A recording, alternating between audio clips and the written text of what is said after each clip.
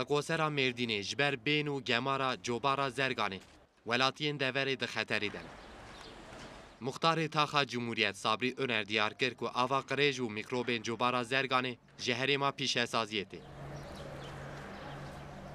Öner daxuya kirin ku ji bo pirskirêka cobara zerganê bêçare serkirin, wan serî li gelek dezgeh û saziyan dane, lê heta niha negîştire tu encamekê. Navçeya ku nêzîkê 200,000 kes lê dijî, ji ber bên û qirêjiyê mexdûrin û gilê û gazinên xwe ji ber pirsyaran dikin. Evya nexweşiyê saçmışî mehellê dike. Tamamê îsanê dora wê giş zarokê wan nexweş dikevin hero doktoran e. Zarokê me nikar dakeve ji hilmê giş pislik içinde ye. Yani em dengê xwe derxînin ji bo çarekê ji mer zarokê me bibîne. Gelkê re hesizin û bêhna pîstê û em nikarin şibakê xwe vekin û kelmêş hene û em netihhalî dene û em dixwazin ku temîz bikin û bên li me miqate bin.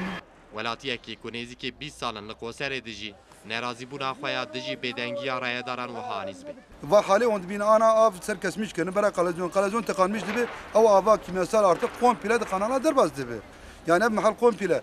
Yani özellikle ev mehal sercadî Kızıltepe merkez komple etkilenmiş dibe. Em nikarin yani ben